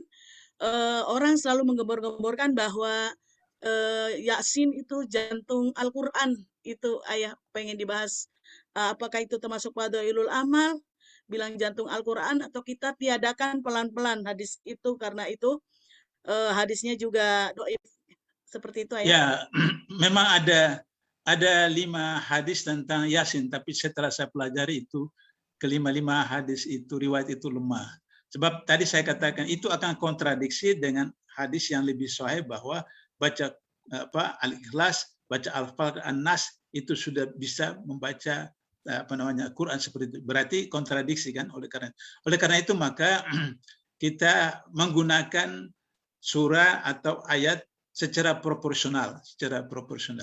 Misalnya kapan kita, misalnya begini. Ini pengalaman pribadi. Saya waktu masih aktif di KPK, Jumat malam baru saya pulang. Saya nginap kos di Jakarta. Nah, Jumat malam baru saya pulang. Kemudian Sabtu pagi biasa terus saya kemudian ke pekarangan. Saya pohon-pohon itu saya tanam, saya masuk 2005 di Depok ini, semua pohon saya tanam. Kemudian 5 tahun kemudian sudah berbuah. Satu pohon yang belum berbuah, yaitu pohon sawo. Lantas kemudian saya heran kenapa belum berbuah pohon sawo. Terus kemudian hari Jumat pagi, Sabtu pagi saya pergi ke pohon sawo itu. Saya kemudian sebenarnya tanpa sengaja, maksudnya iseng saja begitu. Ya. Assalamualaikum pohon sawo, apa kabar? Kenapa kamu tidak berbuah? Teman-teman kamu semuanya sudah berbuah. Kemudian saya sambil pegang-pegang daunnya, kemudian batang saya kemudian saya baca ayat kursi. Putar begitu. Besoknya Sabtu juga saya lakukan begitu. Kemudian hari Senin pagi subuh berangkat sampai hari Jumat lagi baru kembali. 2 pekan begitu saya lakukan. Terus saya tugas ke daerah sampai saya sudah lupa tidak lagi perhatikan. Sebulan kemudian saya datang, saya lihat pohon sawo itu berbunga. 1 bulan kemudian berbunga. Saya kaget. Kemudian saya membuka Quran. Baru saya kaget, oh iya, telah bertasbih segala makhluk yang ada di darat itu. Jadi artinya bahwa semua makhluk hidup itu, apakah hewan, apakah tumbuhan, itu bertasbih. Dan kemudian saya buka ke proposal Google, saya temukan seorang ahli botani Inggris mengatakan bahwa dia melakukan penelitian, dia menemukan bahwa pohon dengan pohon itu berkomunikasi, berbicara. Dan kemudian dia rekam. Rekamannya itu seperti kalau kita periksa jantung, begini grafiknya itu. Jadi antara pohon dengan pohon itu berkomunikasi dengan bahasa mereka tentu saja seperti itu. Jadi artinya bahwa sebuah makhluk hidup itu berkomunikasi, bertasbih dan sepertinya. Nah, sehingga dengan demikian maka hal ini yang membuat kemudian kapan ayat ini atau surat ini digunakan dan seterusnya. Sehingga dia proporsional seperti itu. Tapi jangan sampai kemudian juga menjadikan seakan-akan itu jimat yang kemudian dimasukkan ke dalam kantong kemudian diikat itu juga syirik. Tetapi yang paling dasar itu adalah mengamalkannya itu, yang itu dasarnya mengamalkan seperti itu. Nah, amalnya itu seperti begini. Dalam kisah bahwa Rasulullah itu sedang baring-baring di pohon korma. Tiba-tiba datang seorang pemuda, orang kafir. Langsung pedangnya dituliskan begini. Sekarang siapa yang melindungi kamu? Kamu dengan saya, pedang ini. Kata Rasulullah, Allah. Langsung Allah. Pedang pemuda itu jatuh. Maka kemudian Rasulullah ambil itu pedang. Sekarang siapa yang melindungi kamu? Nah, diteliti secara sains bahwa ketika kita memiliki daya jiwa yang kuat, Maka kemudian di dalam lingkaran kita itu ada radius kekuatan kita. Yang itu kemudian ketika kita bicara atau kemukaan itu mempunyai daya dorong yang kuat luar biasa. Sehingga ketika orang yang punya akidah yang kuat, jiwa yang kuat, kokoh yang kuat itu memberikan dampak kepada sekitarnya. Seperti itu. Nah, itu penelitian secara sains. Kenapa? Ini bukan mau apa, tapi contoh saja tentang diri saya. Pekan lalu saya ke Pekanbaru. Saya naik bis 2 hari 2 malam. Saya berikan materi BIMTEK DPRD di sana pagi, kemudian besok paginya saya berangkat lagi. Dari Pekanbaru naik bis langsung ke Jogja, 3 hari 3 malam. Saya 74 tahun. Yang menurut logika bagaimana naik bis 1 pekan, dan itu alhamdulillah sampai sekarang. Kenapa? Karena ini gini. Ini yang disebut dengan prefrontal, ini otak depan. Otak depan itu punya 3 fungsi. Pertama, decision making function. Kedua, the future planning function. Ketiga, the social judgment function. Jadi, ketika kita memutuskan, ya, decision making, bahwa saya mau berangkat, maka kemudian otak saya itu akan mendesain seluruh tubuh saya untuk mengikuti. Nah, karena itu maka kata Rasulullah, innamal a'malu binniyat. Semua perbuatan ditentukan oleh niat. Niat itu yang akan membuat otak kita melakukan proses terhadap tubuh kita. Ibu-ibu pernah nggak selama hidup tidak dalam keadaan halangan, bulan Ramadan, kecapean, tertidur, tidak sahur? Pernah nggak? Sering. Sering. Besoknya saum nggak? Saum. Ada perubahan nggak? Tenaga. Ya. Kenapa? Karena niat itu yang menentukan. Niat itu menggerakkan otak kita, kemudian otak kita yang decision maker memberikan instruksi kepada organ tubuh kita, khususnya lambung. Yang biasa jam 7 sarapan, maka dia perintahkan, kamu tidak boleh bekerja. Maka jam 7 kita tidak rasa lapar. Jam 12 biasa makan, otak kita perintahkan, kamu berhenti bekerja, istirahat seperti itu. Jadi itu. Nah, oleh karena itu maka dalam konteks itu, maka bagaimana otak itu memutuskan, lantas kemudian fungsi kedua di future planning, maka perencanaan masa depan. Ya, perencanaan masa depan. Kemudian yang ketiga, social adjustment. Bagaimana hubungan dengan lingkungan. Kata Rasulullah, setiap bayi lahir dengan keadaan fitrah, kemudian kedua orang tuanya menjadikan Yahudi, Nasrani, atau Majusi. Setiap orang lahir dalam keadaan fitrah. Bapak dan ibunya yang menentukan. Semua orang kampung bisa datang ke rumah itu. Tapi yang paling bisa masuk kan mungkin 10 orang, 20 orang. Yang masuk kamar kan mungkin 5 orang. Yang paling lagi itu kan bapak, ibunya, kakek, neneknya, abang, kakaknya. Yang paling itu adalah ayah dan ibunya. Yang paling dekat lagi itu ibunya. Karena itu maka orang yang pertama dikenal oleh bayi adalah ibunya. Karena ketika menete, maka bayi itu akan melihat pipih ibunya. Maka itu yang pertama dikenal oleh bayi. Kemudian kata-kata yang diucapkan adalah kata-kata yang biasa didengar di rumah waktu pertama kali. Nah, itulah yang ingin saya sampaikan agar supaya kita jangan sampai terperasar kepada hal-hal yang sebenarnya niatnya baik, tapi padahal sebenarnya kemudian justru datangkan musibah atau katakanlah sampai bisa syirik seperti itu. Saya pernah datang ke daerah Banten yang Baduy Dalam. Baduy Dalam itu untuk masuk ke dalam 3 jam jalan kaki, naik gunung turun gunung. Saya datang ke sana tahun 70 tahun 2001 atau 2002. Saya memprogram satu program mahasiswa Fakultas Dakwah UIN untuk KKN di sana. Kemudian beberapa orang jalan kaki ke dalam. Ketua kampungnya itu berikan kepada saya kartu nama orang anggota DPR. Nah, saya bilang, ini kenapa? Ya, mereka datang minta supaya nanti terpilih jadi anggota DPR. Ada artis yang datang ke sana, ada yang paling. Nah, bayangkan itu anggota DPR. Itu datang ke dukun dan seperti itu. Nah ini kan kurang pede kali ya. Iya. Artinya bahwa tergelincirnya tipis sekali kan. Syirik dengan iman yang syirik tapal batasnya tipis sekali seperti itu. Nah, itu hati-hati jangan sampai kemudian kita terjebak kepada syirik. Barangkali itu, Ibu. Masya Allah, luar biasa. Tadi juga sangat tercerahkan oleh kekuatan akidah Rasulullah SAW yang ketika mau dibunuh oleh pemuda yang bernama Duksur saat Rasulullah selesai perang Gotopan ya, ya itu Rasulullah menggunakan kekuatan, siapa yang akan menolong kamu? Allah. Itu memang saya sendiri seperti ini tadi ayah. Salah satu, ya Rob, ini jum bermasalah. Langsung saya Allah, ya. Siapa yang bisa menolong kamu? La ahada ya Allah, hanya Engkau. Itu luar biasa. Itu dalam surah Yasin, pendidikan akidah. Ya. Masya Allah. Mungkin sering-sering dibaca juga kalau niatnya akan menjadi nasihat, tidak masalah ya. Ya Allah. Kan ini Bunda. Kepada, ya silakan. Saya kembalikan kepada moderator. Terima kasih. Bun, ini ada pertanyaan Pak Dokter, mungkin bisa menjadi ini.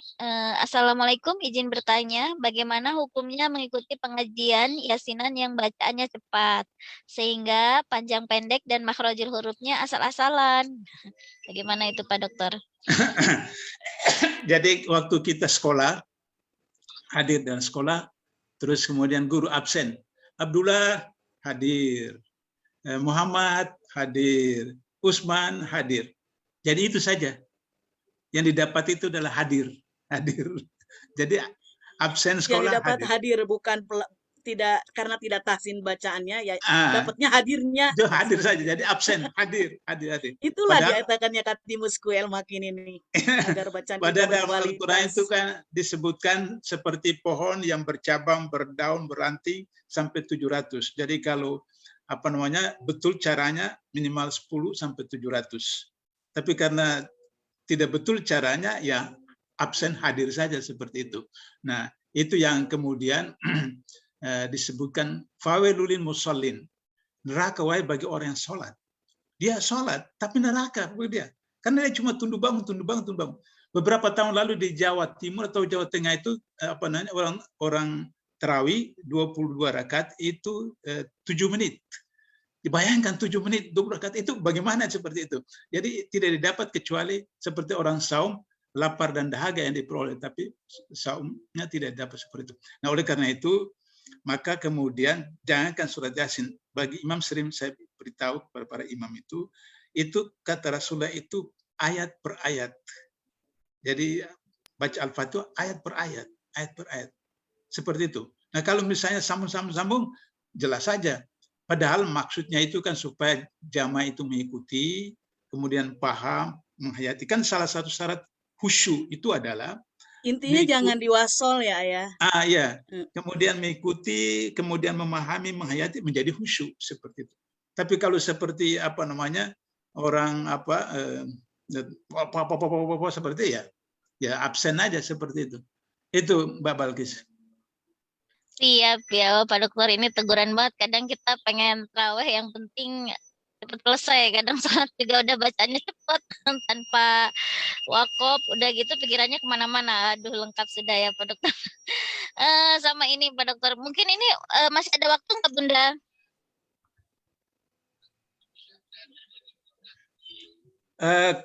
Mungkin kira-kira 5 menit lagi karena waktu zuhur ini kan sebelum jam 12. Ya. Baik, siap Pak Dokter. Mungkin biar nanti buat close statement juga, ada tadi yang menggelitik Pak Dokter, 57 tahun lagi Islam ini bertahan ya. Saya pengen lebih dijabarkan, nanti saya jadi pesimis atau mungkin ibu-ibu yang lain semakin tidak ada giroh ketika mengajarkan pendidikan agama gitu ya, karena anak-anak kita ini kan masih kecil, berarti sekitar anak-anak kita nanti usia berapa, di usia 57 tahun itu, tapi Islam sudah, apakah saya salah pemahaman atau pengen lebih dijelaskan lagi Pak Dokter? Terima kasih. Ya, artinya tadi saya katakan kalau hadis itu ditakdirkan sahih, maka umur umat Islam di dunia itu hanya tinggal 57 tahun lagi. Artinya bahwa kita tidak melewati abad 15 Hijriah. Dan itu berarti bahwa masih tinggal 57 tahun. Apakah itu terjadi di Indonesia? Subjektif ambisi kita mau di Indonesia. karena kita umat Islam mayoritas. Tapi bisa saja tidak di Indonesia karena ya apa namanya, la yukallifun nafsan illa wus'aha. Bisa saja mungkin di Turki, bisa saja di Eropa, bisa saja di Chechnya. Di Eropa itu ibu-ibu sekalian, di Inggris sekarang itu 50% wali kota Inggris itu sudah Islam. 50% wali kota Inggris sudah Islam. Kemudian di Prancis 2 tahun lalu iftar itu terpanjang di dunia. Sekian puluh kilometer. Oh, sudah azan. Di tempat saya sudah azan. Baik. Sudah Terima azan. kasih. Ya, jadi saya mau tutup bahwa itu berarti tanda-tanda kiamat sudah dekat dan kemudian Imam Mahdi akan muncul dan kemudian Islam akan tegak. Sudah itu kemudian umat Islam dimatikan semua karena tidak boleh umat Islam, Allah sayang, tidak mengikuti kiamat kubro karena kiamat kubro itu dahsyat sekali. Maaf ibu-ibu karena azan di masjid saya sudah bunyi. Kita cukup sampai sekian. Sekali lagi, bila Terima kasih banyak Bapak Dokter. Waalaikumsalam.